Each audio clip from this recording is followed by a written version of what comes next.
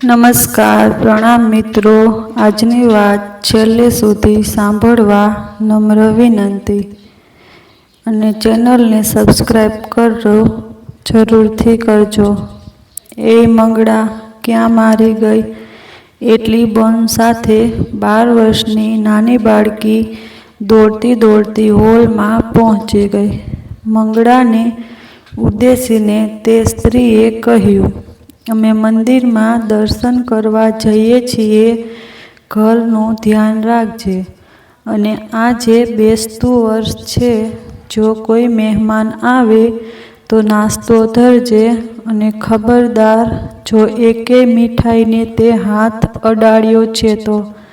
તે સ્ત્રીની આંગળી પકડીને ઊભા રહેલા બાળકે ચહેરા પર માસૂમિયત લાવીને પૂછ્યું, મમ્મી, દીદી આપણી સાથે નહીં આવે મંદિરમાં?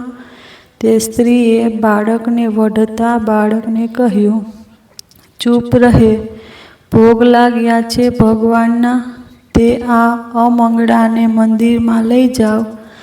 આને બેસતા વર્ષના દિવસે મંદિરમાં લઈ જાઓ તો ખબર પડશે. 2 દિવસમાં મંદિર તૂટી ગયું. અને આ મૂઈ મરતીએ નથી. છોકરો ધીમેથી હસ્યો. તેને મમ્મી પાસે આવી બળબડ કરાવવામાં મજા આવતી, તેથી જ તેણે આ પ્રશ્ન કર્યો હતો. થોડી વારમાં મંગળાને ગાડી સ્ટાર્ટ થવાનો અવાજ આવ્યો અને તેના મનમાં થોડી શાંતિ થઈ. તે દોડીને બારી પાસે ગઈ અને ગાડીને જતા જોઈ રહી. તેણે વિચાર્યું, હવે 2 કલાકની નિરાંત અને જેટલા મહેમાન આવવાના હતા એટલા આવી ગયા. હવે કોઈ નહીં આવે. તે દોડીને નાસ્તાની પ્લેટ પાસે ગઈ અને એક વાટકામાંથી કાજુ ઉપાડીને મોઢામાં નાખ્યું અને મૂકતાની સાથે તેની આંખમાંથી આંસુ વહી નીકળ્યા. કરોડપતિ બાપની સૌથી મોટી દીકરી, સગા મા બાપ સાથે રહેતી હોવા છતાં આવું ઉપેક્ષિત અને હળધૂત જીવન જીવી રહી હતી. મંગળા ફક્ત નામે મંગળા હતી, બાકી તેની સાથે ફક્ત અમંગળ વાતો જોડાયેલી હતી. જન્મતી તે વખતે મંગળા એકલી નહોતી, સાથે એક ભાઈ પણ હતો. પણ જન્મતાની સાથે કોઈ રોગ લાગુ થવાને લીધે તે મરી ગયો. પણ નાની સી મંગળા જીવી ગઈ. ચહેરા પર થોડા ડાઘ સાથે તે 2 વર્ષની થઈ ત્યાં સુધી તો મા બાપ તેના પર હેત વરસાવતા. પણ તેની માતાની કુખે એક બાળક જન્મ્યું અને 2 દિવસમાં ગુજરી ગયું. મંગળાના પિતા પ્રીતમ મહેતા ઉર્ફે પ્રીતમ શેઠિયાએ જ્યોતિષીને બતાવ્યું તો જ્યોતિષીએ દોષનો ટોપલો નાની સી મંગળાને માથે ઓઢાડી દીધો. અને તે દિવસથી આજ દિન સુધી તેની બદનસીબી દૂર નહોતી થઈ. મંગળાના પિતાનું નામ પ્રીતમ મહેતા પણ માર્કેટમાં પ્રીતમ શેઠિયાના નામે જાણીતા હતા. માતાનું નામ સરિતા. તે બાળક મરી ગયા પછી જ્યોતિષીએ કહેલી વિધિ પછી નસીબથી એક છોકરો અને છોકરી જન્મ્યા. તેમના નામ વિનય અને પ્રચિતા હતા. આમ દેખાવે સુખી પરિવાર, છતાં પરિવાર દુઃખી હતી. અને તેમના દુઃખનું કારણ હતું મંગળાનું અસ્તિત્વ. મંગળાના જન્મ પછી જે દુર્ઘટનાઓ થઈ તેને લીધે તેનું નામ સાથે અમંગળા, અપશકુને, 56 પગી તેવા વિશેષણો જોડાઈ ગયા. તેના જન્મ સમયે તેની સાથે જન્મેલો તેનો જોડકો ભાઈ મરી ગયો. તેના 2 વર્ષ પછી જન્મેલો તેનો ભાઈ 2 દિવસમાં ગુજરી ગયો. તેને પહેલી વાર તેને ફોઈના ઘરે લઈ ગયા. તે જ દિવસે તેના ફુવાનું મૃત્યુ થયું. અને અધૂરામાં પૂરું. તેને જે દિવસે શાળામાં દાખલ કરી તે દિવસે સાંજે તેના વર્ગ શિક્ષકનું માર્ગ અકસ્માતમાં મૃત્યુ થયું. તે ઘટના પછી તેના માથાની કાળી ટીલી એટલી ગાઢી બની કે કોઈ નાની ઘટના બને એટલે તેને જવાબદાર ઠેરવવામાં આવતી. તેને ઓળખનાર દરેક જણ તેને અપશકુની માનતો. પ્રીતમ શેઠિયાને જ્યારે પણ કોઈ પ્રસંગમાં હાજરી આપવાનું આમંત્રણ મળતું ત્યારે સાથે એક વિનંતી કરવામાં આવતી કે મોટી દીકરીને લઈને આવવું નહીં. પ્રીતમ શેઠિયા આમ તો સારા માણસ, પણ લોકોના મહેણા અને પત્નીની કીટકીટ સાંભળીને દીકરી પ્રત્યે અણગમો થઈ ગયો હતો. આજે પણ એવું જ થયું હતું. બેસતા વર્ષના દિવસે બધા મહેમાનો આવીને ગયા પછી તેઓ મંગળાને એકલી ઘરે મૂકીને દેવ દર્શને ગયા હતા. મંગળા પોતાના પ્રત્યે ઘરના કે બહારના લોકોનું વર્તન સમજી નહોતી શકતી. તેથી તે દુઃખી અને ગુસ્સામાં રહેતી હતી. શાક એવું પણ નહોતું કે તેને આખો વખત મેણાં ટોણાં સાંભળવા પડતા, પણ નાનો ભાઈ વિનય તેને હેરાન કરવાની એક પણ તક ન છોડતો. જો કોઈ વસ્તુ તેના હાથમાંથી પડી જાય કે ઢોળાઈ જાય કે પછી કોઈ વસ્તુ ચોરી છૂપે ખાતા જોઈ જાય એટલે તરત મમ્મીને ફરિયાદ કરતો અને પછી તેની મમ્મીનો કીટકીટનો દોર કલાક 2 કલાક લંબાતો. તેમાં કોઈ વખત પિતાના હાથે માર ખાવો પડતો.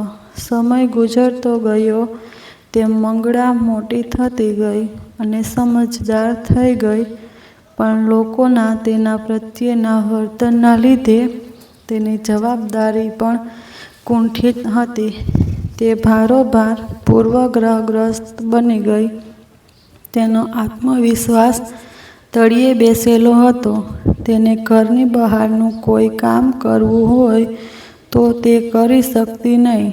તે ફક્ત કચરા પોતું, વાસણ માંજવા, કપડાં ધોવા અને રસોઈ કરવી એટલું જ કરી શકતી. માંડ માંડ 12મી સુધી ભણી અને 12મીમાં 45% માર્ક્સ આવ્યા પછી ભણવાનું છોડી દીધું. તેને ન તો કોઈ મિત્ર હતા, ન કોઈ સહેલી. સ્કૂલ અને કોલેજમાં પણ તેનું અસ્તિત્વ ઘરની જેમ હતું. જાણે તે કોઈ અદૃશ્ય વ્યક્તિ હોય તેમ તેની તરફ જોતું નહીં. વર્ગમાં તેની સાથે કોઈ વાત કરતું નહીં. જાણે તેની સાથે વાત કરવાથી કોઈ દુર્ઘટના થઈ જશે. કુંઠિત વિચારસરણી અને લઘુતા ગ્રંથિ સાથે મોટી થયેલી મંગળાના લગ્ન વડોદરાના એક મધ્યમ વર્ગીય છોકરા સાથે મોટો દાયજો આપીને તેના પિતાએ કરાવ્યા. મંગળાના પતિનું નામ સુયશ હતું.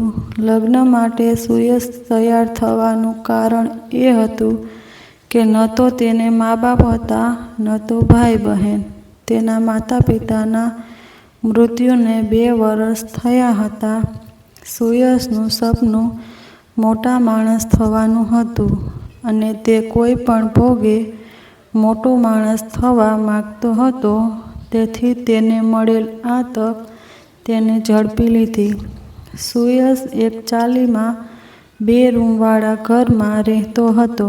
લગ્ન થયા પહેલાં જ તેણે સસરાના પૈસાથી પોશ એરિયામાં બંગલો બુક કરાવ્યો હતો, પણ તેનું પોઝેશન મળવામાં 2-3 મહિનાની વાર હતી.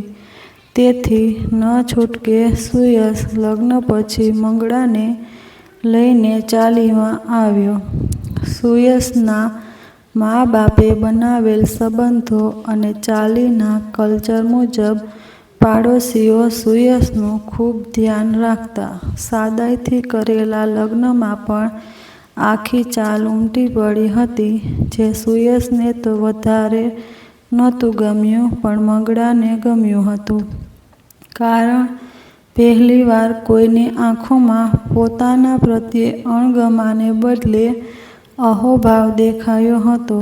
સુયશ નાનપણથી ચાલીમાં ઉછેર્યો હતો, પણ તેને ચાલીમાં રહેવું ગમતું નહીં.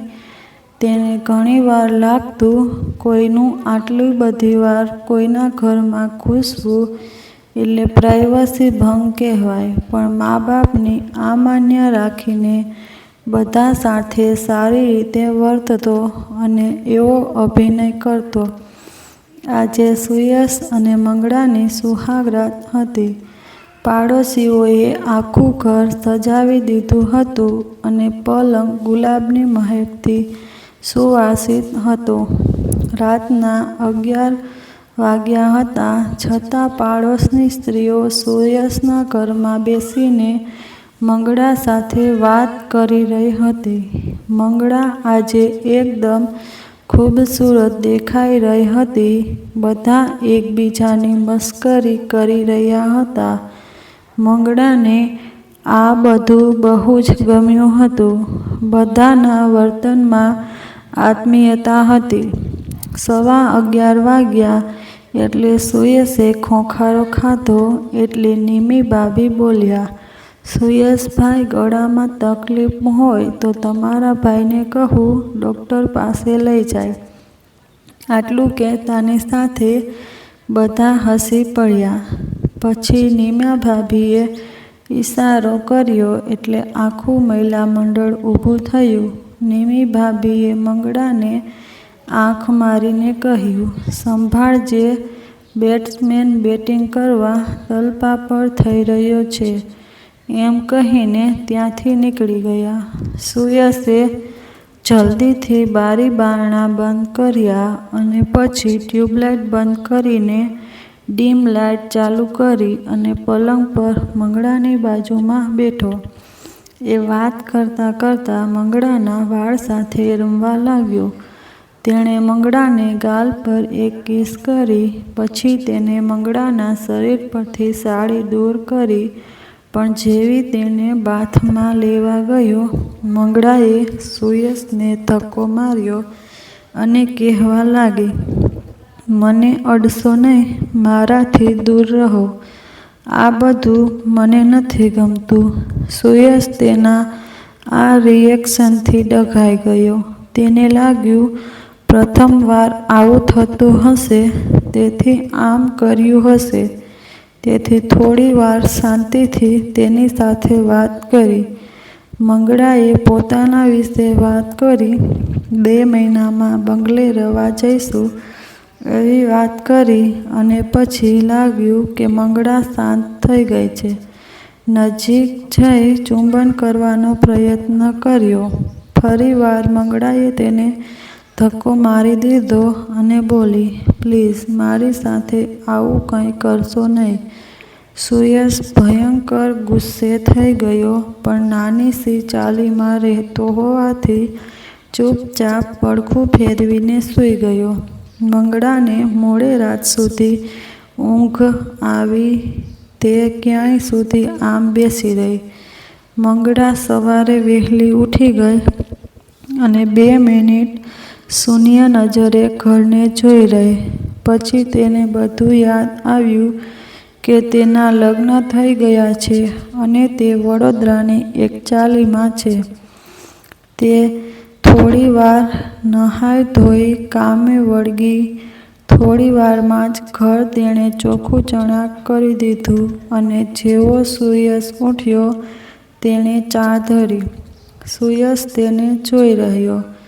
સુયશને ખબર પડતી નહોતી કે શું કરવું. ગઈકાલ રાતની ઘટના તેના મનમાં ઘૂમરાઈ રહી હતી. તેણે મંગળાના હાથમાંથી ચા લઈ લીધી અને તેને પ્રેમથી પોતાની બાજુમાં બેસાડી અને પૂછ્યું, શું થયું હતું ગઈકાલે રાત્રે? મંગળાએ કહ્યું, ગઈકાલ રાત માટે સોરી, પણ મને ખબર નહીં કેમ તે બધું ન ગમ્યું. સુયશે કહ્યું, વાંધો નહીં, આમે મારી ઈચ્છા ઓછી હતી આવડી ચાલીવાળા ઘરમાં સુહાગરાત કરવાની. આપણે આજે રાત્રે આબુ જઈ રહ્યા છીએ, ત્યાં જ આપણું હનીમૂન કરશું. સુયશના બહાર ગયા પછી નિમી ભાભી ઘરમાં આવ્યા અને મજાક મસ્તી કરવા લાગ્યા. મંગળા ગઈકાલ રાતથી ટેન્શનમાં હતી, પણ નિમી ભાભીને લીધે તેનો મૂડ સુધરી ગયો. તે પ્રેમ પોતાનાઓને આંખમાં કે વર્તનમાં દેખાવો જોઈતો હતો, તે પારકાઓની આંખમાં ડોકાઈ રહ્યો હતો. તેણે નિમી ભાભીને પોતાના વિશે બધી વાત કરી.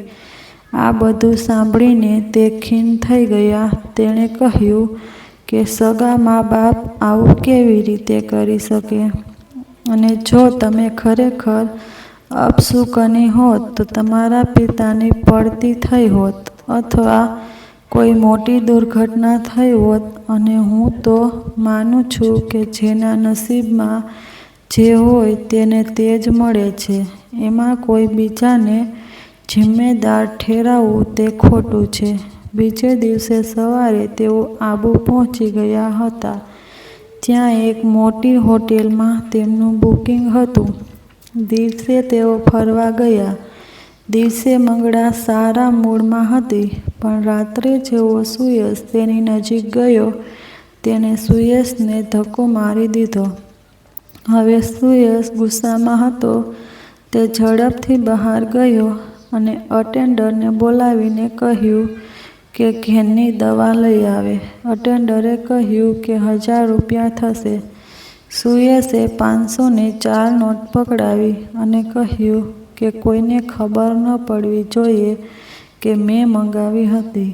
થોડી વારમાં અટેન્ડર દવા લઈ પાછો આવ્યો એટલે તેને કહ્યું કે દૂધના ગ્લાસમાં 1 ગોળી નાખીને લાવ. પોતે બહાર થોડી બિયર પી લીધી હતી. થોડી વારમાં સુયશ દૂધનો ગ્લાસ જાતે હાથમાં લઈને અંદર આવ્યો અને કહ્યું કે મંગળા, કેસરવાળું દૂધ લઈને આવ્યો છું. અહીંની સ્પેશિયાલિટી છે. મંગળાએ કહ્યું. પોતાના માટે ન લાવ્યા એટલે સુયશે કહ્યું, હું બીજી સ્પેશિયાલિટીવાળી વસ્તુ પીને આવ્યો છું, એમ કહી હસવા લાગ્યો. તે સમજી ગઈ કે સુયશ બિયર પીને આવ્યો છે, પણ તેને ઘણીવાર પોતાના પિતાને પણ બિયર પીધેલા જોયા હતા. તેથી કંઈ બોલી નહીં અને ચૂપચાપ દૂધ પી લીધું. સુયશને ખબર હતી કે દવાની અસર 15 મિનિટ પછી થશે, એટલે તે નાહવા ગયો અને જ્યારે નાહીને બહાર આવ્યો ત્યારે જોયું કે મંગળા ઘસઘસાટ સૂઈ રહી હતી. સુયશે તેને હલાવી જોઈ, પણ કોઈ પ્રતિભાવ ન હતો. સુયશને હતું કે થોડી ઘેનમાં આવશે એટલે અડવા દેશે, પણ આ તો સૂઈ ગઈ. તેથી ફરી બહાર નીકળ્યો અને બિયર બાર તરફ વળ્યો.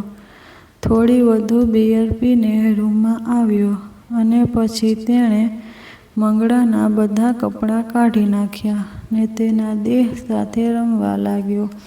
સવારે ઉઠ્યો ત્યારે જોયું કે મંગળા બાથરૂમમાં હતી. સુયશને યાદ ન હતું કે રાત્રે તેણે શું શું કર્યું હતું. મંગળા જ્યારે બહાર આવી ત્યારે તેની આંખમાં આંસુ હતા. સુયશે કહ્યું, રાત્રે જો મેં કોઈ ભૂલ કરી હોય તો મને માફ કરી દેજે. કદાચ બિયરના નશામાં કર્યું હશે. સુયશે કહ્યું, આજ પછી તારી રજામંદી વગર તને હાથ નહીં લગાડું. દિવસે તેઓ ફર્યા પછી સુયશે મંગળાને આરામ કરવાનું કહ્યું અને કહ્યું કે હું થોડી વારમાં આવું છું. બહાર આવ્યા પછી એક બિયર બારમાં બેઠો અને વિચારવા લાગ્યો. સારું થયું માફી માંગી લીધી. જો તેણે પોતાના પિતાને ફરિયાદ કરી હોત તો હાથમાં આવેલી દોલત નીકળી જાત. અને હુંય શું, મારે તો પૈસાથી મતલબ છે, અને પૈસા હશે તો શરીર તો ઘણા બધા મળી જશે. અને આ તો ઠંડી કઠપૂતળી છે, એમાં મજા નથી. તેણે એક વેઇટરને બોલાવ્યો અને કહ્યું, અહીં આઇટમ ક્યાં મળશે? વેઇટરે કહ્યું, પૈસા ખર્ચવાની તૈયારી હોય તો બતાવું.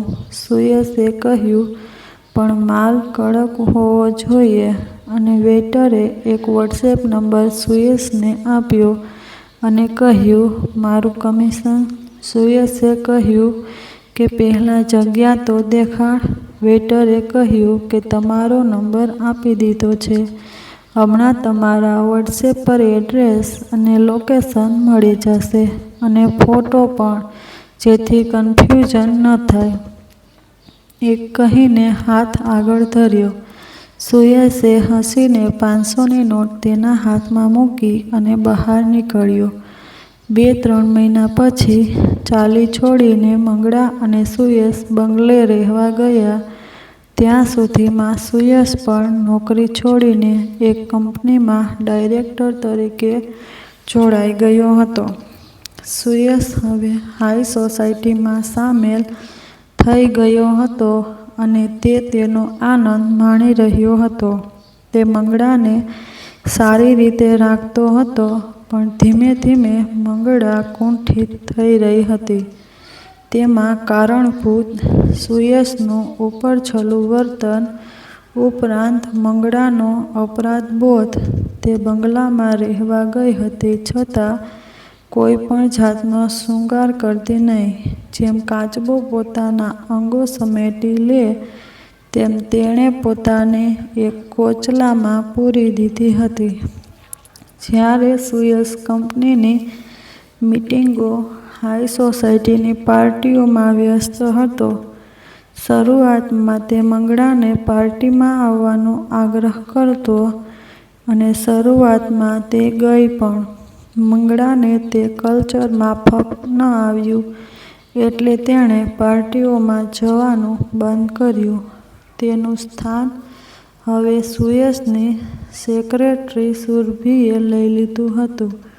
તે પણ મિડલ ક્લાસ ફેમિલીમાં મોટી થઈ હતી, પણ તે હાઈ સોસાયટીના કલ્ચરથી આકર્ષિત હતી અને તેને સુયેશ રૂપે પ્રવેશ દ્વાર મળી ગયું હતું.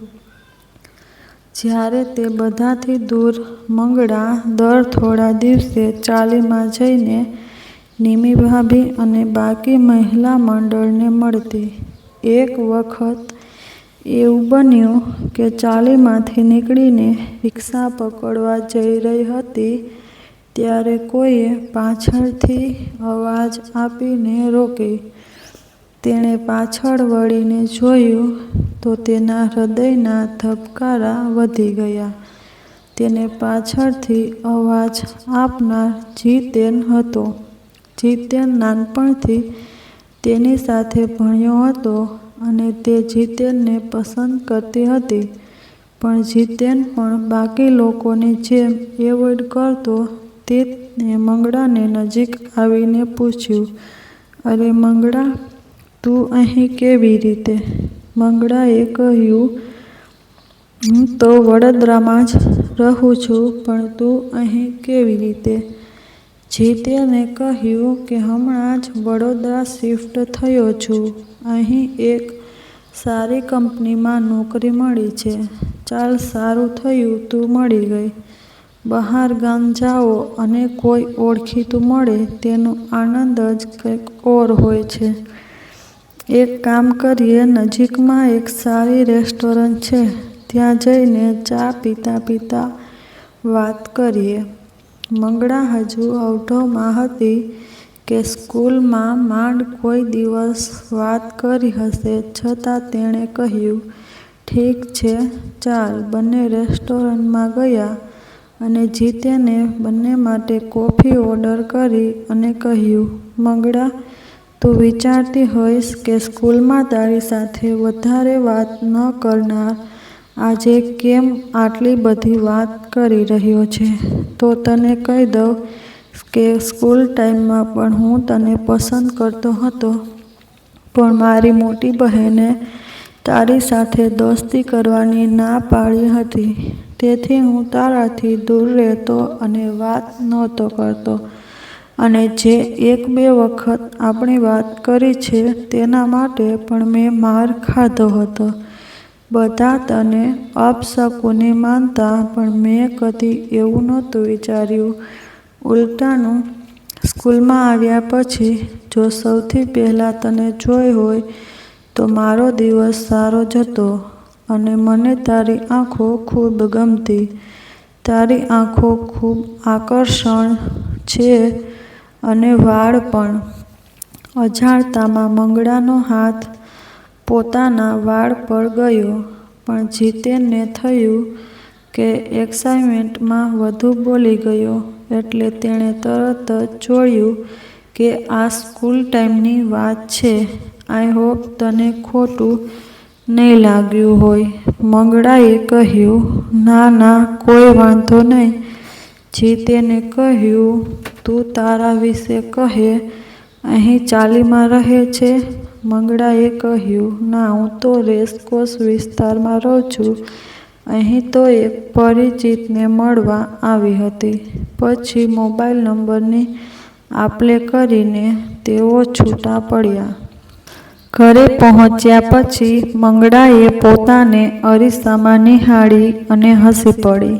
કદાચ કોઈએ પ્રથમવાર જ તેની તારીફ કરી હતી. ધીમેથી પોતાના વાળમાં હાથ ફેરવ્યો અને આંખો પટપટાવી. આજે તે ખૂબ ખુશ હતી. જેને તે પસંદ કરતી હતી તે પણ તેને પસંદ કરતો હતો એની તેને આજે જ ખબર પડી હતી. તે મનોમન કલ્પના કરવા લાગી કે કાશ તેના લગ્ન જીતેન સાથે થયા હોત. તે જીતેન અને સુયેશની સરખામણી કરવા લાગી. એટલામાં તેના મોબાઈલમાં નોટિફિકેશનની ટોન વાગી. જોયું તો જીતેનનો મેસેજ હતો. તેમાં લખ્યું હતું કે મને ખબર છે તારા લગ્ન થઈ ગયા છે, પણ હું મારા મનની વાત કરતાં રોકી શક્યો નહીં. જો કંઈ ખોટું કહેવાઈ ગયું હોય તો સોરી. મંગળાએ જવાબમાં ફક્ત એટલું જ લખ્યું કે ઇટ્સ ઓકે. તે દિવસ પછી રોજ સવારે અને રોજ રાત્રે જીતેનનો ગુડ મોર્નિંગ અને ગુડ નાઇટનો મેસેજ આવતો અને કોઈ વખત સારો જોક, અને તે પણ સામે મેસેજ મોકલતી અને ચેટ હિસ્ટ્રી ડિલીટ કરી દેતી. પછી એક દિવસ સવારે તેને જીતેનનો મેસેજ આવ્યો કે આજે સમય હોય તો મને મળીશ. મંગળાએ સામે પૂછ્યું કે કોઈ ખાસ કારણ? જીતેને લખ્યું, કેમ કોઈ ખાસ કારણ વગર ન મળાય? મંગળાએ લખ્યું, ઓકે, સાંજે મળીએ. પછી સાંજે 6 વાગ્યાનો સમય નક્કી કરીને જીતેને મળવાની જગ્યાનું એડ્રેસ મોકલ્યું. સાંજે તૈયાર થતી વખતે મંગળાએ અરીસામાં પોતાને નિહાળી અને વાળમાં હાથ ફેરવ્યો. પછી સરસ રીતે તૈયાર થઈને નીકળી. આજે તેણે મોરપીંછ રંગની સાડી પહેરી હતી, જેમાં તે બહુ સુંદર લાગી રહી હતી. મંગલ થિયેટર પાર પહોંચી ત્યારે જીતેન તેની રાહ જોઈ રહ્યો હતો. તેને જોઈને જીતેને તરત જ કહ્યું, ઓહ, આજે તો સ્વર્ગની અપ્સરા જેવી લાગે છે. મંગળાએ કહ્યું, થેન્ક્સ, પણ આજે કંઈ ખાસ કારણ? જીતેને થોડા નમીને કહ્યું કે બંદાનો આજે જન્મદિવસ છે અને આજની સાંજ હું કોઈ સારી અને પ્રિય વ્યક્તિ સાથે વિતાવવા માંગતો હતો. મંગળાએ કહ્યું, પહેલાં કહેવું જોઈએ ને, તારા માટે ગિફ્ટ લાવી હોત. Anyway, happy birthday. તો પ્રોગ્રામ શું છે? જીતેને કહ્યું, પહેલાં મૂવી, પછી ડિનર. મંગળાએ કહ્યું કે એમાં તો મોડું થઈ જશે. જીતેને કહ્યું, આખું વરસ તો તારા પતિને આપે છે, એક દિવસ મને આપ અને તેને કહી દે આજે આવવામાં મોડું થશે અને 10 વાગ્યા પહેલાં તો તું પહોંચી જઈશ. મંગળાએ સુયેશને ફોન જોડ્યો અને કહ્યું કે આજે મને ઘરે આવતા મોડું થશે. સુયેશે કહ્યું, વાંધો નહીં, મારે પણ ઓફિસમાં મીટિંગ છે, રાત્રે 11 વાગશે એટલે જમીને જ આવીશ. પછી ટિકિટ લઈને તેઓ પોતાની સીટ પર ગોઠવાયા. મૂવી સ્ટાર્ટ થઈ પછી એક કપાટ થિયેટરમાં દાખલ થયું અને સ્ક્રીનના આછા ઉજાસમાં મંગલા આંગતુંગને ઓળખી ગઈ. તે સુયશ અને તેની સેક્રેટરી સુરભી હતા. મંગળાએ જીતેનના કાનમાં કહ્યું, "બહાર જઈએ," અને તે ઊભી થઈને બહાર નીકળી. બહાર આવ્યા પછી જીતેને કહ્યું, "સારું થયું બહાર આવી ગઈ. મને પણ કંટાળો આવવા લાગ્યો હતો." બહાર આવ્યા પછી જીતેને પૂછ્યું કે ક્યાં જઈશું? મંગળાએ કહ્યું, "તું લઈ જાય ત્યાં, પણ એકાંત હોવું જોઈએ." જીતેને કહ્યું, "તો પછી મારા ઘરે જઈએ, પણ તું થોડી ડિસ્ટર્બ થઈ ગઈ હોય એવું લાગે છે. તબિયત તો બરાબર છે ને?" મંગળાએ કહ્યું, "ઠીક છે, થોડું માથું દુખતું હતું તેથી બહાર આવી." મંગળા વિચારવા લાગી કે મીટિંગનું બહાનું કાઢીને સુયશ અત્યારે થિયેટરમાં કેમ છે? શું દર વખતે તે મોડું કરે છે તે વખતે આવી રીતે બહાર હોય છે? અને તેની સેક્રેટરી સાથે સંબંધો ફક્ત મૂવી જોવા સુધી સીમિત છે કે પછી આગળ વધી ગયા હશે? શું કરવું તેની ખબર પડતી ન હતી. તેનું મગજ બેર મારી ગયું હતું. જીતેનના ઘરે પહોંચ્યા પછી તે હોલના સોફામાં ગોઠવાઈ અને જીતેન કિચન તરફ ગયો. તેણે મંગળાને પૂછ્યું, "તું કોલ્ડ ડ્રિંક પીશ?" મંગળાએ હા કહ્યું એટલે તેણે ફ્રીજમાંથી એક કોલ્ડ ડ્રિંકની બોટલ કાઢી અને 2 ગ્લાસ ભર્યા અને મંગળાના ગ્લાસમાં ગોળી નાખી દીધી. કોલ્ડ ડ્રિંકનો ગ્લાસ મંગળા એક શ્વાસમાં ગટગટાવી ગઈ. થોડીવાર પછી તે રડવા લાગી અને કહેવા લાગી, "તને ખબર છે હું થિયેટરમાંથી બહાર કેમ આવી? ત્યાં મારો પતિ તેની સેક્રેટરી સાથે આવ્યો હતો." જીતેને પૂછ્યું, "પણ તે તો તને મીટિંગમાં છે એવું કહ્યું હતું ને?" પણ મંગળાએ જાણે તેનો પ્રશ્ન સાંભળ્યો ન હોય તેમ કહી રહી હતી, "મને મીટિંગનું કહીને ખબર નહીં તે ક્યાં ક્યાં ફરતો હશે અને તેમના સંબંધો ક્યાં સુધી પહોંચ્યા હશે, શું ખબર? અને તેમાં સુયશનો પણ દોષ નથી. આજ સુધી હું તેને સૈયા સુખ આપી શકી નથી તો તે પણ શું કરે?" મંગળાના નશામાં હોય તેમ બોલી રહી હતી, "અને મને કોઈ પુરુષનો સ્પર્શ પસંદ નથી, તેમાં મારો પણ દોષ નથી." જીતેન તેની તરફ એકટશે જોઈ રહ્યો હતો. મંગળાએ કહ્યું, "બધો દોષ મારા નરાધમ મામાનો છે. અમુક વાર્તાઓ લખતા હાથ ધ્રુજી જતા હોય છે. આ વાર્તા કંઈક એવા જ પ્રકારની છે. આ વાર્તામાં અમુક ભાગ રસરૂચિ ભંગ કરનારો હોઈ શકે, પણ વાર્તાનો ભાગ હોવાથી લખવો પડ્યો છે. જો કોઈ ભૂલ થતી હોય તો તે માટે પહેલાથી ક્ષમા માગું છું."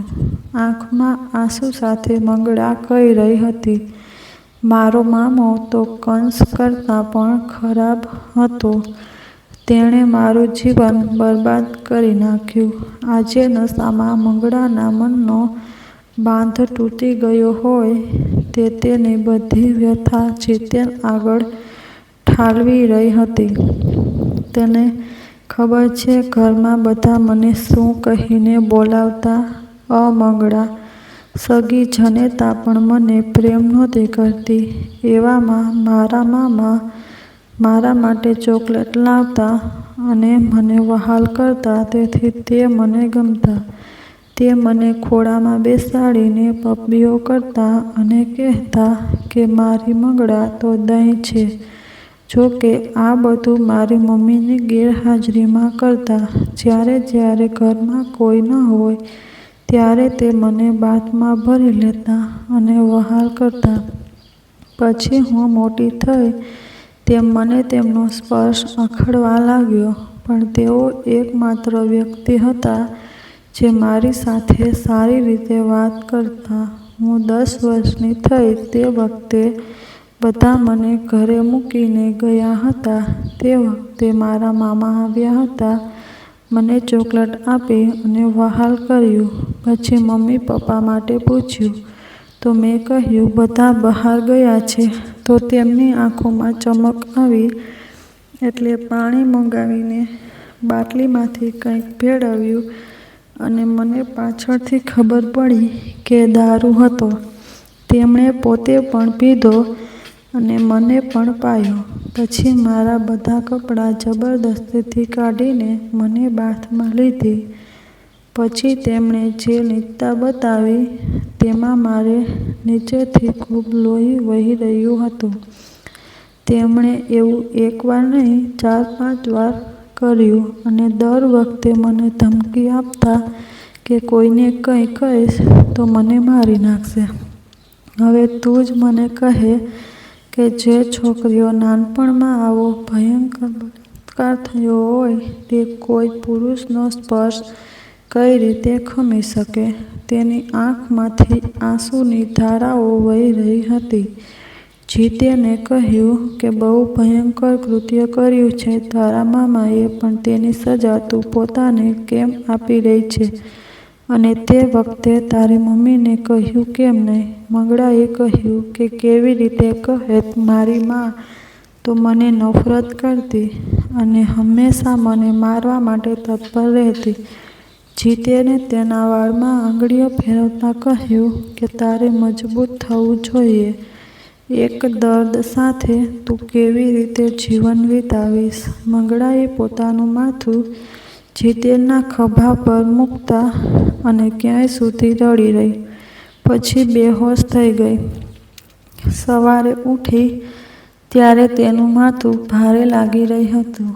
રાત્રે શું થયું હતું તેણે યાદ ન હતું. થોડી વારમાં બેડરૂમમાં જીતેન ચા લઈને દાખલ થયો.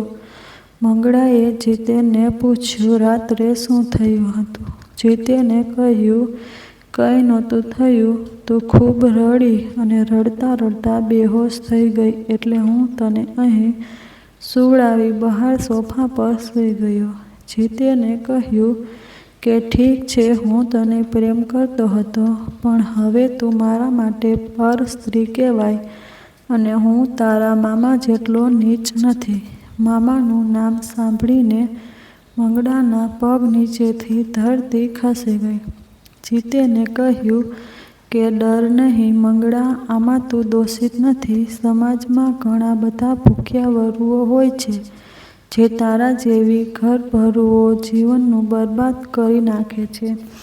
હવે તારે મજબૂત થવાની જરૂર છે. એમ કહીને તેના કપાળ પર ચુંબન અંકિત કર્યું અને કહ્યું હું તારો મિત્ર છું અને હંમેશા તારી પડખે ઊભો રહીશ. મારો પ્રેમ પવિત્ર છે અને તેમાં વાસનાનો કોઈ સ્થાન નથી. તે થયું તેમાં તારો કોઈ દોષ નથી. પણ આપણને જે મળ્યું સમાજને તે જ પાછું, એવું તો કોઈ નિયમ નથી. મંગળા વિચારવા લાગી કે જીતેનના વિચારોમાં કેટલું ઊંડાણ છે. તેણે અજાણતામાં જીતેનને હોઠ પર ચુંબન આપી દીધું અને તેના બાહુપાશમાં સમાઈ ગઈ. થોડીવાર પછી બંને બેડ ઉપરથી ઉઠ્યા ત્યારે મંગળાના ચહેરા પર સંતોષ હતો. પછી મન ભરીને નાહીને ઘરે જવા નીકળી. તે પહોંચી ત્યારે સુયશ ઓફિસ જવા નીકળી ગયો હતો. ઘરે આવીને તે વિચારવા લાગી કે શું પોતે કર્યું તે યોગ્ય છે? આજે પ્રથમવાર જ પોતાની મરજીથી સહશયન કર્યું હતું. પછી પોતાના મનને ટપાર્યું કે સુયશ પણ તેની સેક્રેટરી સાથે સંબંધ બાંધ્યો હશે અને હું કોઈની સાથે સંબંધ બાંધું તો તેમાં ખોટું શું છે? અને બધા અધિકારીઓ ફક્ત પુરુષોને જ છે, શું સ્ત્રીને નહીં? એટલું બંધનમાં રહેવાનું આજે પ્રથમા જ કોઈના બાહુપાશમાં બાંધવાનું ગમ્યું હતું. જીતેનની આગોશમાં જે ઉષ્મા હતી તે સુયશના કદી ન દેખાઈ અને તેના વિચારોમાં કેટલું ઊંડાણ છે. સુયશ ફક્ત ભૌતિક સુખ સાધનો મેળવવા અને ભોગવવામાં વ્યસ્ત છે. હવે હું પણ ખુલીને જીવીશ. હવે મંગલ ખરા અર્થમાં ખુલીને જીવી રહી હતી. તે પોતાના સાજ શૃંગાર તરફ ધ્યાન આપી રહી હતી. તે અઠવાડિયામાં જીતેનને 2-3 વખત મળતી. કોઈ વખત મૂવી તો કોઈ વખત નાટક જોવા જતી. એક વખત બપોરના શોમાં મૂવી જોઈને નીકળી અને જીતેનથી છૂટી પડી તે વખતે તેને નીની ભાભીના પડોશમાં રહેતા મંગલા સરલા મળ્યા. તેણે મળતા સાથે જ પૂછ્યું કે હમણાં તમારી સાથે હતો તે જીતેન હતો ને? મંગળાએ કહ્યું, હા, જીતેન હતો. તું તેને ઓળખે છે? સરલાએ કહ્યું, એ મારો દૂરનો સગો થાય, પણ તમે તેને કેવી રીતે ઓળખો છો? મંગળાએ કહ્યું કે અમે સ્કૂલમાં સાથે ભણતા હતા. બહુ સારો છે. સરલાએ કહ્યું કે સ્કૂલમાં કદાચ સારો હશે, પણ અમારા પૂરા પરિવારમાં કોઈ તેને બોલાવતું નથી. બહુ જ બદમાશ છે. સરલા કહી રહી હતી, કદાચ સ્કૂલમાં સારો હશે, પણ કોલેજમાં ગયા પછી બગડી ગયો. 1 નંબરનો નશાબાજ અને લુચ્ચો માણસ છે. તે દેખાવડો હોવાથી સીધી સાદી છોકરીઓને ફસાવે છે અને પછી તેમના વિડીયો બનાવીને માર્કેટમાં વેચે છે. એની પહેલાં સુરતમાં નોકરી કરતો હતો, પણ એક વખત પોલ ખુલતા ખૂબ માર ખાધો અને માંડ છૂટ્યો અને અહીં આવી ગયો. એટલે ખૂબ મીઠી મીઠી વાત કરતો હોય તો પણ તેની વાતોથી ભરમાવું નહીં અને તમે પણ તેની કોઈ વાત પર વિશ્વાસ ન કરતા. મંગળાએ કહ્યું, ના ના, અહીં મને રસ્તામાં મળી ગયો એટલે વાત કરવા ઊભી રહી. સરલાએ કહ્યું, તો સારું. અને હમણાંથી ચાલીમાં આવ્યા નથી? મંગળાએ કહ્યું કે હમણાંથી સમય નથી મળતો, પણ ચોક્કસ આવીશ. સરલા બીજી દિશામાં નીકળી ગઈ. મંગળા તેની સામે તો સામાન્ય દેખાવાનો પ્રયત્ન કરી રહી હતી, પણ તેના પગ નીચેથી ધરતી ખસી ગઈ.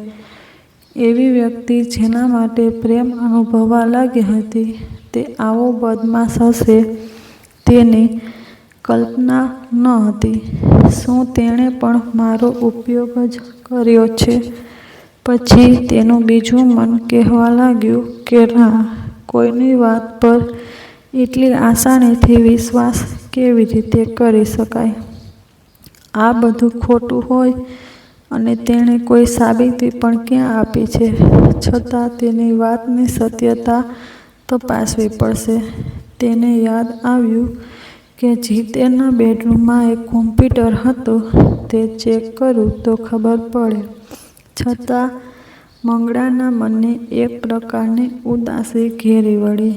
તે સુયેશને ડિવોર્સ આપીને જીતેન સાથે લગ્ન કરવાનું વિચારી રહી હતી.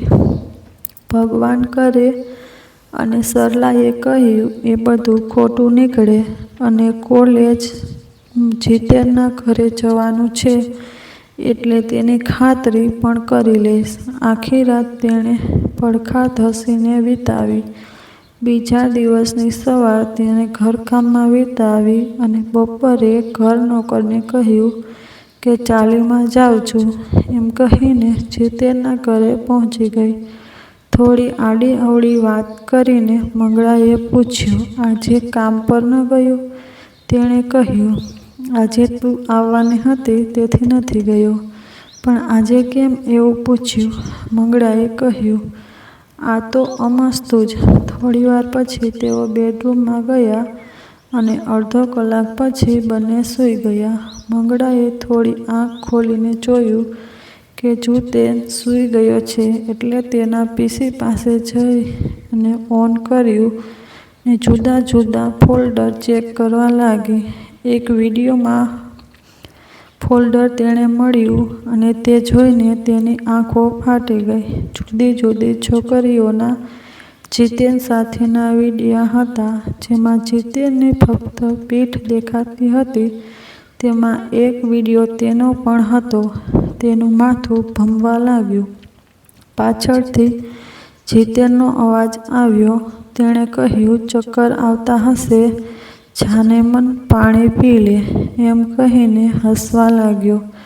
સામાન્ય રીતે વહાલો લાગનારો જીતેન આજે શેતાન જેવો લાગી રહ્યો હતો. મંગળાએ કહ્યું, આ બધું શા માટે કર્યું? હું તો તને પ્રેમ કરતી હતી અને મારા પતિને ડાયવોર્સ આપીને તારી સાથે લગ્ન કરવા માંગતી હતી અને તું એવો નીકળ્યો. જીતેને હસીને કહ્યું કે આ બધી છોકરીઓ પણ મને પ્રેમ કરતી હતી અને લગ્ન કરવા માંગતી હતી. મંગળાએ ક્રોધમાં કહ્યું કે હું તને છોડીશ નહીં, તારી કમ્પ્લેન પોલીસમાં કરીશ. જીતેને કહ્યું, શોખથી કર અને આગળ બદનામી માટે તૈયાર રહેજે. તારા પર બળાત્કાર કર્યો નથી. જે થયું એમાં તારી સહેમતિ હતી અને પોલીસ પણ મને વધારે સમય અંદર નહીં રાખી શકે અને પછી હું બીજા શહેરમાં જતો રહીશ. પણ તું ક્યાં જઈશ? પહેલેથી જ અમંગળા અને અપશકુની નામથી પ્રખ્યાત તારા નામમાં બીજું નામ જોડાઈ જશે, કુલટા. તેનું હાસ્ય મંગળાના કાનમાં પારાની જેમ રેડાઈ રહ્યું હતું. હવે જો તારે બદનામીથી બચવું હોય તો એક માર્ગ છે. મને 10 લાખ આપ, હું તારી બધી વિડીયો ક્લિપ ડિલીટ કરી દઈશ. મંગળાએ કહ્યું કે તે મારી સાથે દગો કર્યો તે કેવી રીતે ડિલીટ કરીશ? જીતેને કહ્યું, જે થયું તે આપસી સહેમતિ થયું. મેં તને મજબૂર નહોતી કરી. હવે તું અહીંથી નીકળ. તારી પાસે 2 દિવસનો સમય છે, નહીં તો ત્રીજા દિવસે માર્કેટમાં તારી ક્લિપો ફરતી હશે અને અહીં રડીને તમાશો કરવાની જરૂર નથી. મંગળાને શું કરવું તેની સૂઝ પડતી ન હતી. તે જીતેનના પીસી તરફ વળી તો જીતેને તેને અટકાવીને હોલ તરફ ધકેલી અને કહ્યું, પહેલાં પૈસા અને આ પીસી સિવાય ઘણી બધી જગ્યાએ ક્લિપો પડી છે. ગળા પાસે ચૂપચાપ ત્યાંથી નીકળવા સિવાય કોઈ માર્ગ નહોતો. તે ઘરે પહોંચી તો સુયશ ઘરે જ હતો. તે ઓફિસથી વહેલો આવી ગયો હતો. તેણે પૂછ્યું, ક્યાં ગઈ હતી? મંગળાએ કહ્યું, નિમી ભાભી પાસે ગઈ હતી અને ચૂપચાપ પોતાની રૂમમાં ગઈ. તેને ખબર પડતી ન હતી કે શું કરવું. 10 લાખ રૂપિયા તો બહુ મોટી રકમ કહેવાય. સુયશને કેવી રીતે કહેવું કે આટલી મોટી રકમ જોઈએ છે? એટલામાં તેની રૂમનો દરવાજો ધડામની અવાજ સાથે ખુલ્યો. સામે લાલઘુમ નેત્રોથી તેને જોઈ રહ્યો હતો. તેણે મંગળાના વાળ પકડીને તેની ગરદન ઊંચી કરી અને તાળ પાડીને પૂછ્યું, બોલ, ક્યાં ગઈ હતી અત્યારે? મંગળાએ કહ્યું, નિમી ભાભી પાસે ગઈ હતી. સુયેશે પોતાનો મોબાઈલ તેની આંખ સામે ધર્યો અને પૂછ્યું, આ છે તારી નિમી ભાભી? મોબાઈલમાં તેનો અને જીતેનનો વિડીયો ચાલુ થયો હતો. સુયેશ કહી રહ્યો હતો, મારી પાસે તો બહુ નાટક કરી રહી હતી અને અહીં શું કરી રહી છે?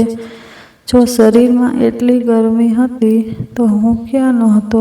સુયેશનું આ રૂપ જોઈને મંગળા ધ્રુજી ઉઠી. મને આ ક્લિપ મોકલી છે અને તે ડિલીટ કરવાના 20 લાખ માંગે છે. પણ કાન ખોલીને સાંભળી લે, હું કોઈને 1 રૂપિયો પણ આપવાનો નથી અને તું અત્યારે જ મારા ઘરમાંથી બહાર નીકળ. મંગળા રડવા લાગી. તેણે કહ્યું, આ મારી સાથે ભણતો હતો અને તેની લાગણીમાં હું છેતરાઈ ગઈ. મને માફ કરી દો. સુયેશે કહ્યું, ભૂલ માટે કોઈ માફી નથી હોતી અને હવે મારા જીવનમાં તારું કોઈ સ્થાન નથી અને તું અહીંથી ચાલતી પકડ. પછી તેને વાળ પકડીને ઊભી કરી અને બહાર લઈ ગયો. મંગળા રડી રડીને વિનવવાની કોશિશ કરી રહી હતી. સુયશના શરીરમાં જાણે કોઈએ પ્રવેશ કર્યો હોય તેમ તેને ખેંચીને બહાર લઈ આવ્યો અને દરવાજામાંથી બહાર મંગળાને ફગોળી અને દરવાજો ધડામ અવાજ સાથે બંધ કર્યો. મંગળા થોડીવાર ત્યાં ઊભી રડતી રહી. પછી તે ગેટની બહાર નીકળી. હવે તેના માટે કોઈ રસ્તો બચ્યો ન હતો સિવાય કે આત્મહત્યા. તે બંગલાના રસ્તાના વળાંક પર પહોંચી અને ત્યાં જ એક રિક્ષા આવીને ઊભી રહી.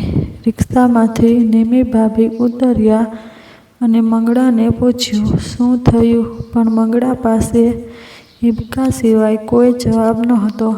તેથી તેમણે મંગળાને બાથમાં લઈ સાંત્વના આપી અને કહ્યું, રિક્ષામાં બેસ, આપણે પછી વાત કરીશું. ચાલીમાં પહોંચ્યા પછી તેણે રિક્ષામાંથી ઉતારીને પોતાના ઘરે લઈ ગયા અને પાણી પાયું. પછી પૂછ્યું કે શું થયું? મંગળા ઢળી પડી. તેમને મંગળાના કપાળે હાથ અડાડ્યો તો તેનું શરીર તાવથી ધગધગી રહ્યું હતું. એટલે તેમણે મીઠાના પાણીમાં પોતા મૂકવાનું શરૂ કર્યું અને ડૉક્ટરને બોલાવ્યા. ડૉક્ટરે તપાસીને કહ્યું, સાધારણ તાવ છે.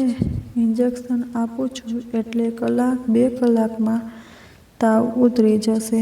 છતાં તાવ તરત ન ઉતર્યો.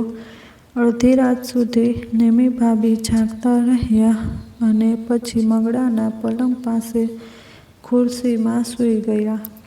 વહેલી સવારે કોઈ અવાજ સાથે તેમની આંખ ખુલી તો મંગળા પંખા સાથે લટકી રહી હતી અને તડફડિયા મારી રહી હતી. તેમણે તરત મંગળાને પકડી લીધી અને તેમના પતિ રસિકભાઈને બૂમ મારીને બોલાવ્યા અને તેમણે મળીને મંગળાને ઉતારી અને તેને પલંગ પર સુવાડી. મંગળા બેભાન થઈ ગઈ હતી. રસિકભાઈ તરત ડૉક્ટરને બોલાવવા નીકળી ગયા. ડૉક્ટરે આવીને જોયું અને કહ્યું, ફક્ત બેભાન છે, પણ હવે કોઈએ તેની સાથે રહેવું પડશે જેથી તે એવો કોઈ પ્રયત્ન ન કરે. 6 કલાકે ભાનમાં આવી ત્યારે મંગળા જડ થઈ ચૂકી હતી. ફક્ત શૂન્ય નજરે બધાને નિહાળી રહી હતી. તેના ચહેરા પર કોઈ જાતના હાવભાવ ન હતા, ન તો કોઈની સાથે વાત કરી રહી હતી. નિમી ભાભીએ તેની સાથે વાત કરવાનો પ્રયત્ન કર્યો. સરલા અને બીજા પાડોશીઓએ પ્રયત્ન કર્યો, પણ બધું વ્યર્થ. જળમૂર્તિ બનેલી મંગળા કંઈ બોલતી ન હતી.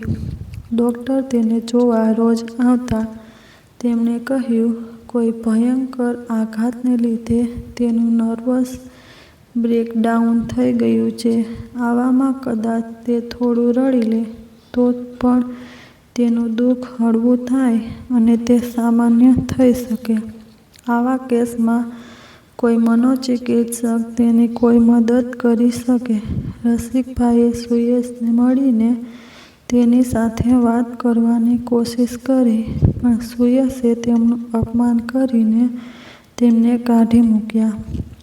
સુયેશે કહ્યું, મરતી હતી તો મરવા દેવી, તેને બચાવી કેમ? હવે સાચું, એને મારો કોઈ સંબંધ નથી તેની સાથે. નિરાશ થઈને ઘરે આવ્યા પછી તેમણે આ બધું નિમી ભાભીને કહ્યું તો તેને નક્કી કર્યું કે બંને વચ્ચે કંઈ ભયંકર બન્યું છે, જેના લીધે સુયેશ આવું કર્યું. તે દિવસે સુયેશનો ફોન આવ્યો હતો અને જેવી રીતે મંગળા વિશે પૂછપરછ કરી રહ્યો હતો, મને લાગ્યું કે ભયંકર બનવાનું છે. તેથી હું રિક્ષા લઈને તેમના બંગલે જતી રહી હતી, પણ ત્યાં નાકા પર જ મંગળા મળી. તેથી હું તેને અહીં લાવી. રસિકભાઈએ કહ્યું, સારું કર્યું તું અહીં લઈ આવી. મંગળા આપણી ચાલીની વહુ કહેવાય, એટલે તેની મદદ કરવી એ આપણી ફરજ કહેવાય. અર્પણ, હવે આપણે શું કરીશું? 1-2 મનોચિકિત્સકને હું મળ્યો હતો, પણ તેમની ફી આપણા જેવા મધ્યમ વર્ગીયને પોસાય એમ નથી. તેથી આવતીકાલે એક મિત્ર સાથે નિરાધાર સ્ત્રીઓને મદદ કરતી સંસ્થામાં મળવા જવાનો છું. જોઈએ શું થાય છે.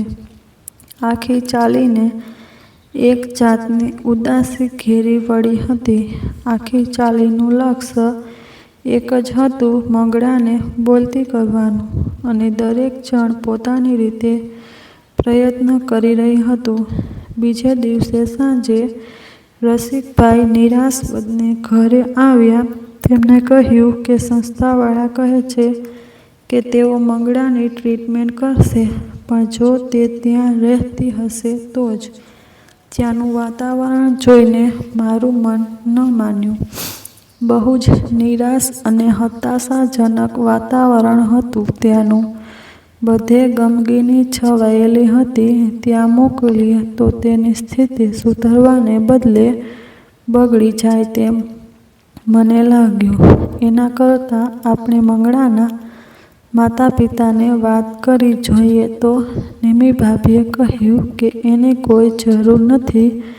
જે માતા પિતાએ કોઈ જૂનું કપડું હોય તેમ ઉતારીને ફેંકી દીધી અને આજ સુધી સાર સંભાળ લેવાની કોશિશ કરી નથી, એવા મા બાપને આપણે શું કામ મદદ માંગવી. દીવાર પછી ત્યાં સરલા આવી. તેણે કહ્યું, આપણે મંગળાને રાયચંદ મહારાજ પાસે લઈ જઈએ તો કેવું? રસિકભાઈએ કહ્યું, આપણે એવા મહારાજોના ચક્કરમાં નથી પડવું. સરલાએ કહ્યું કે તે કોઈ સાધુ બાબા નથી, તે સંસારી છે અને તેઓ વાતચીત કરીને લોકોનું દુઃખ દૂર કરે છે. એક જાતના મનોચિકિત્સક છે. ફક્ત એટલું જ કે તેમની પાસે કોઈ ડિગ્રી નથી. તેઓ જ્ઞાનનો ભંડાર છે. તેમનો કોઈ આશ્રમ નથી કે નથી તેઓ કોઈ સંસ્થા ચલાવતા. સરલાએ આગળ કહ્યું, સરકારી નોકરી કરતા હતા, પછી વોલન્ટરી રિટાયરમેન્ટ લઈને લોકોની સેવા શરૂ કરી. તેમના બાળકો પણ સારી જગ્યાએ નોકરી કરે છે. નિમી ભાભીએ કહ્યું, એકવાર દેખાડવામાં કોઈ વાંધો નથી. વડોદરાના છેવાડે તેમનું ઘર હતું. જ્યારે તેઓ ત્યાં પહોંચ્યા ત્યારે બહુ ભીડ હતી. 2 કલાકે તેમનો નંબર આવ્યો એટલે મંગળા અને સરલા સાથે બેસાડીને રસિકભાઈ અને નિમી ભાભી અંદર ગયા અને બાબાને બધી વાત કરી, જે તેમણે ધ્યાનથી સાંભળી અને કહ્યું, થોડું કોમ્પ્લિકેટેડ કેસ છે. રસિકભાઈ, એક કામ કરો, આ બહેન ભલે અહીં બેસે. આપ પેલા બહેનને અંદર લઈ આવો. હું તેમની સાથે વાતચીત કરવાનો પ્રયત્ન કરું છું. દૂધ જેવો સફેદ કુર્તો અને ધોતિયું પહેરેલ રાયચંદ બાબા ઓછા અને ઘરના વડીલ જેવા વધારે લાગી રહ્યા હતા. ક્લીન શેવ ચહેરા પર એક સુંદર સ્મિત અને અવાજમાં ગંભીરતા હતી. માથે થોડી ટાલ હોવાથી કપાળ મોટું લાગી રહ્યું હતું. આંખોમાં અજબ ચમક હતી. મંગળાને લઈને સરલા આવી એટલે તેને પણ બેસવા કહ્યું અને રસિકભાઈએ કહ્યું, જતી વખતે દરવાજો આડો કરી દેજો. મંગળાને થોડીવાર નિહાળ્યા પછી તેમણે ખોખારો ખાધો અને ધીર ગંભીર અવાજમાં કહ્યું, આજે તમને બહેનોને એક વાર્તા કહેવાનો છું. એક દુઃખી સ્ત્રીની વાર્તા જે નિરાશાની ગર્તામાંથી ઉપર આવીને મહાન બની. તેમને વાર્તા શરૂ કરી. છોકરી હતી નાની, જે બાળપણથી જ અપશુકની અને બદનામ થઈ ગઈ હતી. ઘરની અને બહારની દરેક વ્યક્તિ તેને વગોવાતી હતી, છતાં તે ખુશ રહેતી હતી. ઘરના બધા તેને નફરત કરતા હતા, પણ તેમને પ્રેમ કરતી હતી. પછી તેના લગ્ન એવી વ્યક્તિ સાથે થયા જે તેને પ્રેમ નહોતી કરતી, પણ છતાં તે તેની સાથે જીવન વ્યતીત કરતી હતી. એવા કઠણ સમયમાં તેની મુલાકાત એવી વ્યક્તિ સાથે થઈ જેને તે પ્રેમ કરતી હતી. આ વાત સાંભળીને મંગળાની ભ્રમર થોડી વંકાઈ. બાબાએ તરફ ધ્યાન આપ્યા વગર પોતાની વાર્તા આગળ વધારી અને કહ્યું કે જૂનો પ્રેમી મળવાથી તે તેના પ્રેમમાં રમમાણ થઈ ગઈ, પણ તે ભૂલી ગઈ કે તે પરણિત છે અને તે પતિ સાથે દગો કરી રહી છે. અને એક દિવસ તેની પોલ ખુલી ગઈ અને તેના પતિએ તેને ઘરની બહાર કાઢી મૂકી. પોતે ચારિત્રહીન છે એ વાત પતિને ખબર પડી ગઈ. આત્મહત્યાનો પ્રયત્ન કર્યો. પછી મંગળાને ઉદ્દેશીને કહ્યું કે તારા જીવનની આટલી જ વાર્તા છે ને, આ જ સત્ય છે ને? વાબમાં ફક્ત ડૂસકું સંભળાયું. તે ધીમે રહીને બોલી કે આ પૂર્ણ સત્ય નથી, પણ અર્ધ સત્ય છે. બાબાએ કહ્યું, તો પૂર્ણ સત્ય શું તે અમને કહે. મંગળા ચૂપ રહી એટલે બાબાએ કહ્યું કે દરેક વ્યક્તિએ સત્યનો સ્વીકાર કરવો રહ્યો. મનુષ્ય બહુ વિચિત્ર પ્રાણી છે.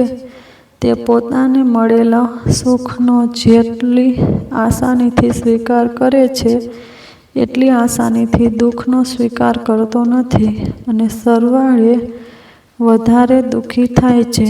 પોતે કરેલા સત્કર્મોનો સ્વીકાર કરે અને તેના ગુણગાન ગાય છે, જ્યારે પોતે કરેલા દુષ્કર્મોનો સ્વીકાર કરતો નથી અને તેની તરફ આંખ મીચામણા કરે છે અથવા પોતાને મનગમતું કારણ શોધી કાઢે છે પોતાના કરેલા દુષ્કર્મો માટે, જે તેને વધારે દુષ્કર્મો કરવા માટે પ્રેરે. જો મનુષ્ય પોતે કરેલી ભૂલો અથવા દુષ્કર્મોનો સ્વીકાર કરે તો તેનો ઉચિત ઉપાય કરી શકે.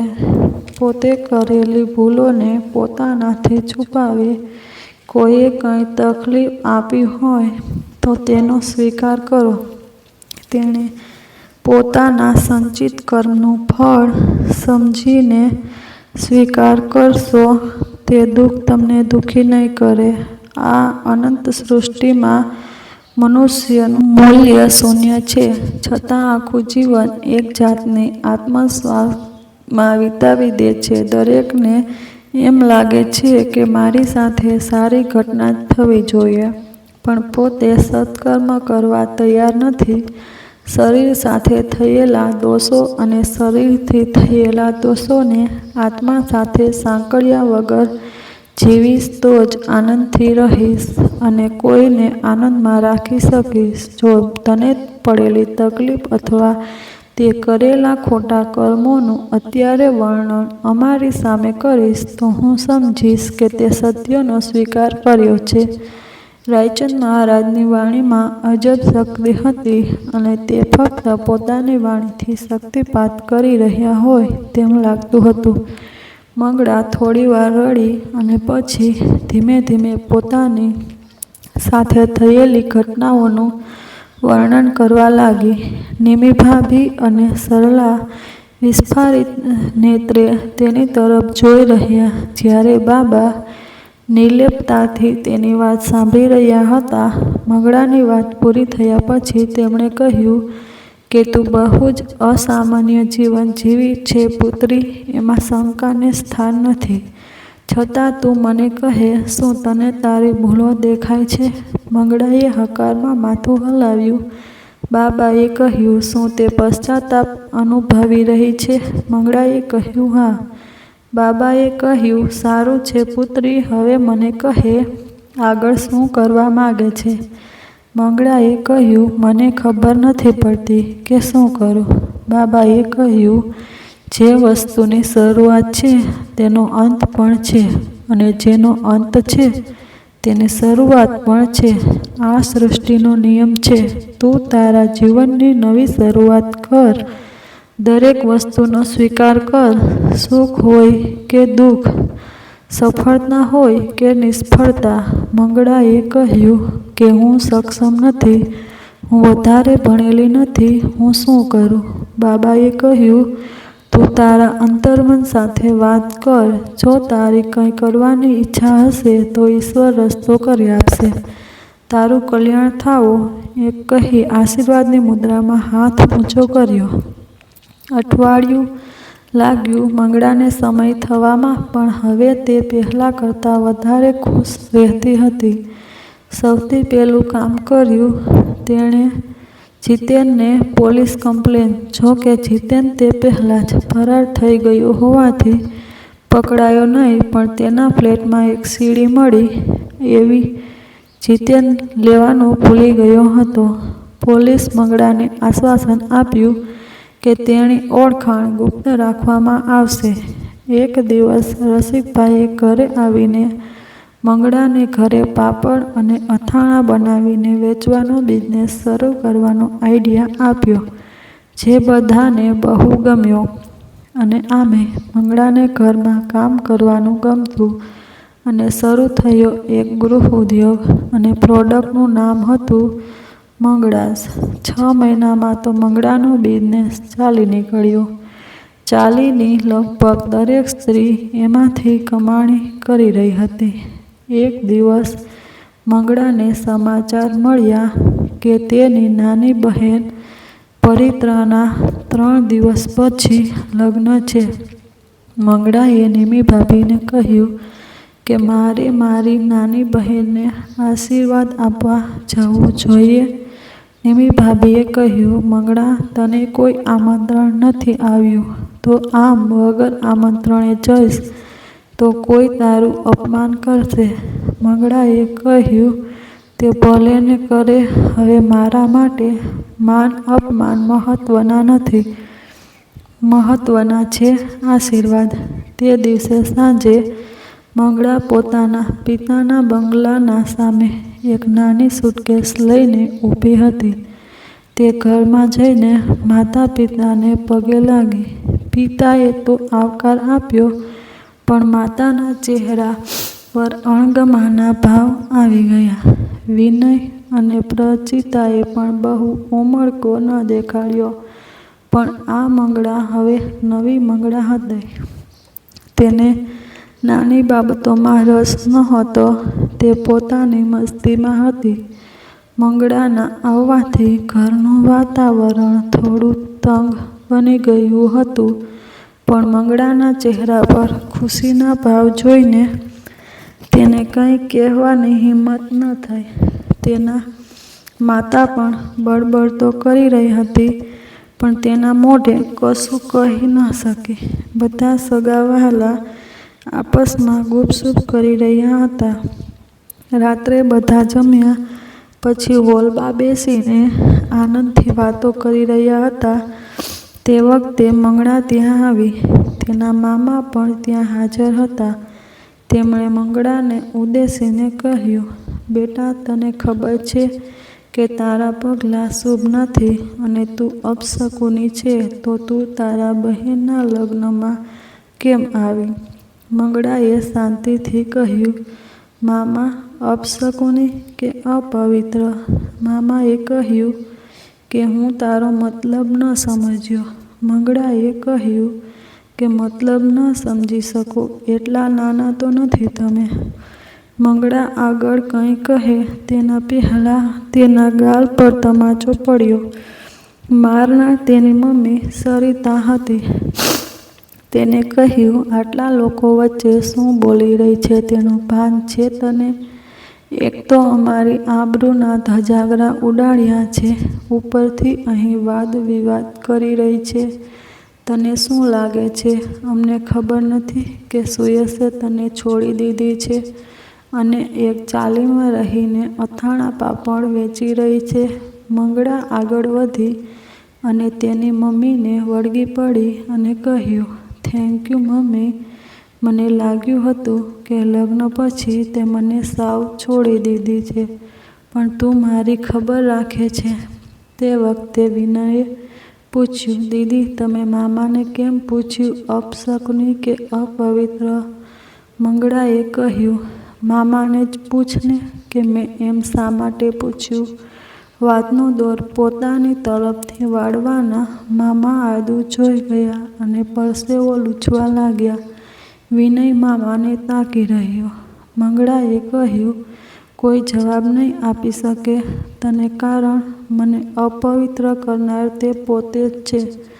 મામા આગળ વધ્યા અને મંગળાને તમાચો મારવા હાથ ઉપડ્યો, પણ તેમનો હાથ અધવચ્ચે રોકાઈ ગયો. તેમનો હાથ પકડનાર રચિતા હતી. તેને મંગળાને ઉદ્દેશીને કહ્યું, દીદી, એક લાફો મારી દો તમે. મંગળાએ કહ્યું, તું મારી સાથે છે તો હવે મારે તેમને લાફો મારવાની જરૂર નથી. ત્યાં જ હાજર રહેલ દરેક વ્યક્તિની આંખો મામાને ઘૂરી રહી હતી. મામાએ પોતાની બહેન તરફ જોઈને કહ્યું, દીદી, જોયું તે? તારી અપશકુની દીકરી લગ્નમાં કેવું વિઘ્ન નાખવા આવી છે. તે મારા પર કેવો ગંદો આરોપ લગાવી રહી છે. પતિએ છોડ્યા પછી કેવી કાવતરાખોર થઈ ગઈ છે. મંગળાની માતા નીચે જોઈ રહી હતી. મામાએ કહ્યું, તું એને અહીંથી જવા માટે કેમ નથી કહી રહી? માર એને 4 તમાચા એટલે તેની શાન ઠેકાણે આવે. સરિતાબેને કહ્યું કે મંગળા જૂઠું નથી બોલી રહી. મને ખબર હતી કે તે તેની સાથે શું કર્યું છે, પણ હું મુઈ મારા પિયરનું ખરાબ ન દેખાય તે માટે ચૂપ રહી. પણ હવે મને લાગે છે કે તે મારી ભૂલ હતી. તારા લીધે મારી દીકરીનું જીવતર રોળાઈ ગયું. સરિતાબેને આગળ વધીને મંગળાની ગાલે વળગાડી અને કહ્યું, દીકરી, મને માફ કરી દેજે. ભાઈના પ્રેમમાં અંત હું કોઈને કહી ન શકી અને તું કોઈને કહી ન શકે માટે તારી સાથે કડકાઈથી વર્તાતી રહી. બંનેની આંખમાંથી ગંગા જમના વહી રહ્યા. આજે કદાચ પહેલીવાર પૂર્ણ પરિવાર એક સાથે હતો. વિનય ઉપર તરફ દોડ્યો અને એક બેગ લઈ આવ્યો, જે મામા તરફ ફંગોળાઈ અને કહ્યું કે હું લગ્નમાં કોઈનો મૂડ ખરાબ નથી કરવા માંગતો. તમે અહીંથી તરત નીકળી જાઓ અને ફરી મને મોઢું દેખાડતા નહીં. મામાએ બેગ લીધી અને નીકળી ગયા. તેમની પાછળ મામી ને તેમનો દીકરો પણ નીકળી ગયા. લગ્નના 2 દિવસ પછી મંગળા પોતાની બેગ પેક કરી રહી હતી એટલે તેની મમ્મીએ કહ્યું, હવે ક્યાં જાય છે દીકરી? તું અહીં જ રહે. ઈચ્છા થાય તો પપ્પાનો બિઝનેસ જોજે. તારા પપ્પાની પણ ઈચ્છા છે કે તું અહીં રહે. મંગળાએ કહ્યું, માંડ પગભર થઈ છું મમ્મી, મને ફરી અપંગ ન બનાવો અને મારો જે ગૃહ ઉદ્યોગ છે તેના પર ઘણા ઘર નભે છે. પણ હવે એક વાત મને કહે કે હું સાચે જ અપશકુની છું. સરિતાબેને કહ્યું, ના દીકરી, તને અપશકુની કહેવી એ મારી ભૂલ હતી. તેના માટે મને માફ કરી દેજે. મંગળાએ કહ્યું કે માતા કોઈ દિવસ માફી ન માગે અને તું મનમાં કોઈ જાતનો અપરાધ ભાવ ન રાખ. હું બહુ ખુશ છું. અને મંગળા બેગ લઈને બહાર નીકળી ગઈ. પછી ઘણી બધી ઘટનાઓ બની. જીતેન પકડાઈ ગયો. સુયેશ આવીને માફી માંગી ગયો. તેને બંગલો મંગળાના નામ પર કરવાની ઓફર પણ કરી, જે માટે મંગલાએ ઇનકાર કર્યો. આજે તે બધી ઘટનાને 10 વર્ષ થઈ ગયા. આજે મંગળાજના પ્રોડક્ટના આઉટલેટ ગુજરાતના દરેક મોટા શહેરમાં અને મંગળાના માથામાં થોડી સફેદી સાથે તેનું સફળતાનું પૂર્વક સંચાલન કરી રહી છે. વિડીયો સારો લાગ્યો હોય તો લાઈક અને ચેનલને સબસ્ક્રાઈબ કરજો.